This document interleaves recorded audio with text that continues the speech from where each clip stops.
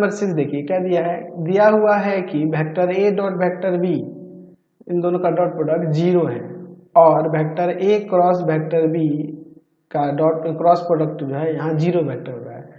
तो सदिश vector A और वेक्टर बी के बारे में आप क्या निष्कर्ष निकाल सकते हैं। देखिए हमारे पास वेक्टर ए और वेक्टर बी का डॉट प्रोडक्ट 0 होने का मतलब है कि या तो वेक्टर ए का मैग्नीट्यूड 0 हो या वेक्टर बी का मैग्नीट्यूड 0 हो या फिर यहाँ पे कह सकते हैं कि वेक्टर ए वेक्टर बी पर लंब हो।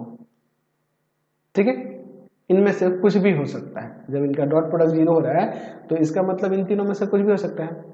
और देखिए हमारे पास दिया है कि vector A cross vector B 0 vector है। तो 0 वेक्टर होने का मतलब है यानी कि इसका मतलब है कि वेक्टर ए का मैग्नीट्यूड 0 हो या वेक्टर बी का मैग्नीट्यूड 0 हो या यहाँ पर वेक्टर ए जो है वेक्टर बी के समांतर हो, तब इनका क्रॉस प्रोडक्ट 0 वेक्टर होता है। ये हम लोग जानते हैं। तो इन दोनों में से कंक्लूजन क्या निकलता है, इसलिए यहाँ कह सकते हैं कि वेक्टर ए का मैग्नीट्यूड 0 होगा या फिर वेक्टर बी का मैग्नीट्यूड 0 होगा। समझ गए। Question number